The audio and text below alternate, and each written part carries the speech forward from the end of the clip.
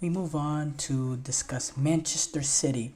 They have suffered a poor loss to Sporting, a game in which they lost convincingly, lost 4-1. Yes, two of the goals was penalties, but it was a game that they were deserved losers in the fact that Sporting created a lot of very good opportunities despite limited possession and having a lot less shots than Manchester City. If you look at it, City had 20 shots to Sporting 9, but shots on target was 6-6. I think the quality of chances, despite the possession that Sporting had, was absolutely brilliant. Victor Gyökeres, I do have to say, this is a player I haven't had much of my eye on, but he showed some quality in this game. He has a little bit of that pace that he can play in behind.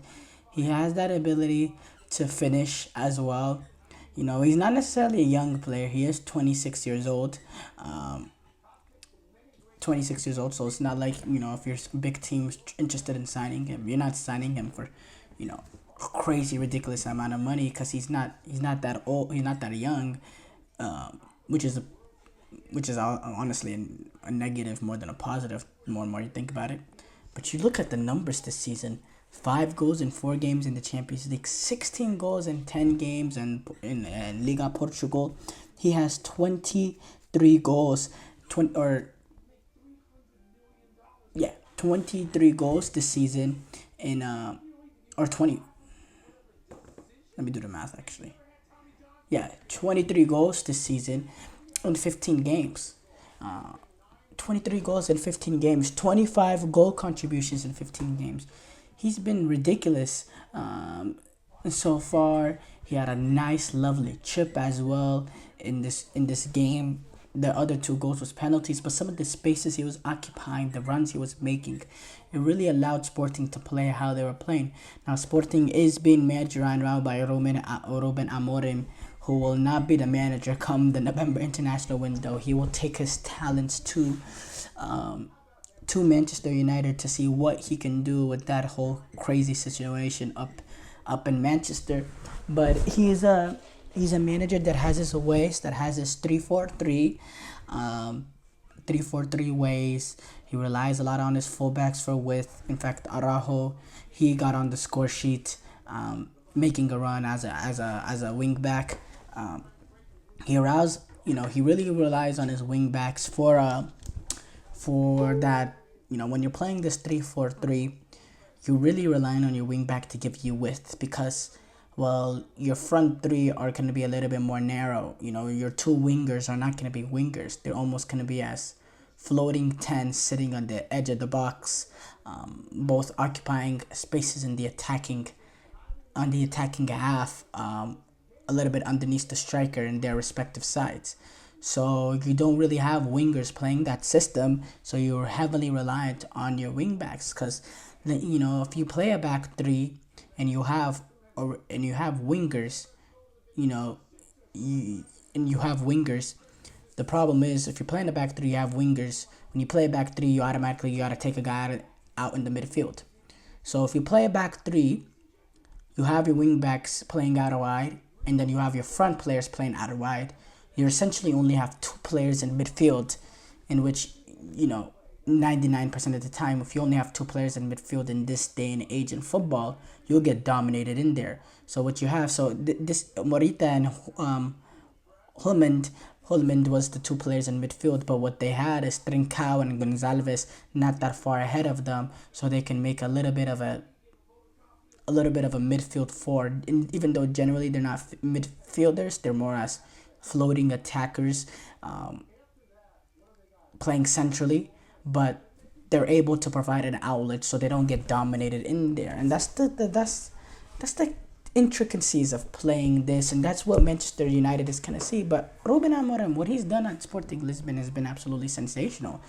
He's getting the best out of this team despite the sum of their parts, and that is the biggest, in my opinion, the biggest tell of a manager is if he can get players to play an elevated quality of play and an elevated level of results and performances, or most importantly, results, if they don't have the quality compared to some of the teams that they're going up against, but they're still able to finish above them in league tables, and beat them in elimination games in the knockout stages. And that's what he's done. Especially, you're looking at it, Sporting Lisbon, they don't necessarily have the buying power of Porto and Benfica, but right now they're, they they won last season's League Portugal with 90 points. They finished 10 points above Benfica, who finished second. This year, they're sitting in first place. They're 10 wins of 10. They scored 35 goals, only conceded 3. In the Champions League, this is a Sporting Lisbon team that's remarkably in the Champions League. If you look at it, I believe they are sitting right now on... I'm gonna pull it up actually. 10 points through their first 4 games, which is tied for, or they're actually second because of tiebreakers, but it's tied for second with Monaco, Brest, and Inter. They're doing absolutely amazing, and maybe you're looking at it from another perspective. If you're looking at it, why would Ruben Amorim leave what Sporting Lisbon has done now for a team that's sitting 14th place in the Premier League and struggling in Europa League? Actually, they got their first win today. We'll discuss that a little bit later. Why will he do that? Well, obviously, he's looking at the project of Manchester United, the quality of the players there. You can get a lot more backing as a manager of United compared to Sporting Lisbon. You have a lot more money at the wheel, essentially, and obviously there might be a contract reason there as well. And overall, the opportunity of coaching a team like Manchester United, look, of course, United are in a very vulnerable position, but they still have pull at the end of the day. They're still Manchester United, even with how low the standards of the club has been of late. But yeah, I mean, that was a really good test for Ruben Amorim. And if you're a United fan, you're watching that, you're seeing what he did to City, a City team that you have struggled with in the greater part of this decade. It gives you cautious optimism now. Now it's not going to be easy going into United mid-season and having to change up exactly how they play, the personnel. Do you have that third center back to play alongside Lisandro Martinez and Matthias de Ligt? I think Lene Yoro could be that player, but he's still out with injury, and there's no real updates on the timeline of whether when he'll be back, or at least I haven't seen any updates regarding Lene Yoro. Until then, it'll probably be Maguire. He also, something that I've read is that, sometimes he likes his center backs going into midfield to create a 3, which is, as I said, in possession. Because as I said, when you only have 2 guys in there, it's hard to control in the midfield. So it makes sense in possession if you have a center back going to midfield, just to have that third guy in midfield.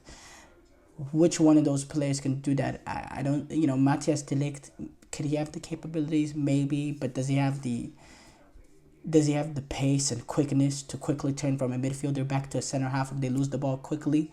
Does he have that, that pace and ability to make up that ground in that quick of a time?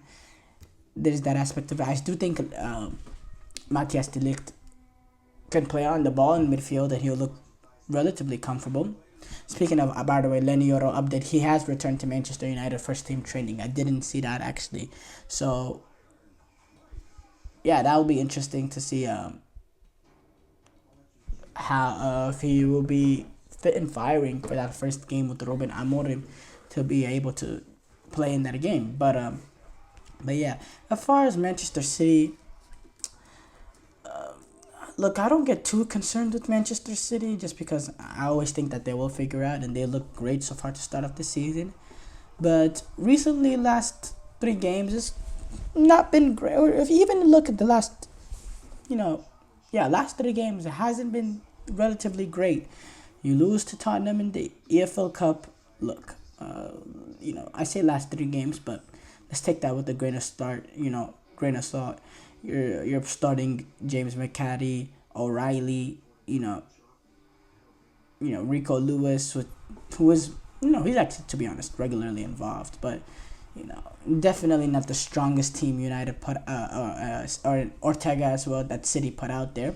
But you did lose to Tottenham in that game, and then they suffered that loss to Bournemouth away, and then Sporting. They're a little bit easy to play through in the midfield, I have to say. Manchester City, it's a little bit easy to carve them up and to create opportunities and play through them. They have that vulnerability, and I don't want to just be lazy and say it's Rodri, because look, they essentially haven't had Rodri this entire season. Even early season when they were playing really, really great, when they were, the ridiculous run Haaland was going on and scoring goals game in, game out, and they had that really good run to start off that season. They didn't have Rodri. Rodri played in 1.5 games so far this season. He played that Inter Milan game that they finished 0-0, and then he played a half of that following Arsenal game that finished 2-2. Other than that, Rodri, he wasn't involved in the early season.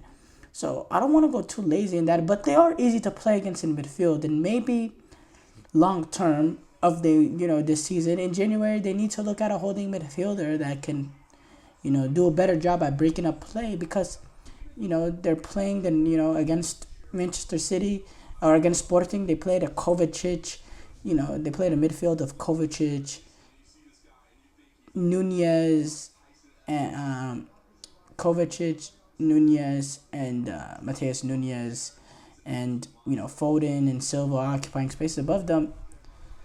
There's not that much of a defensive bone in that midfield, and they could be easy to play against.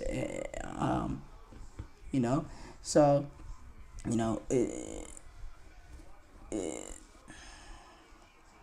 it'll be interesting to see how they solve these issues, but I think they will. Look, it's Manchester City at the end of the day, and you shouldn't get too concerned about Manchester City, because they, under Pep Guardiola, the one thing that's consistent is they always figure out any sort of early season woes that they might have.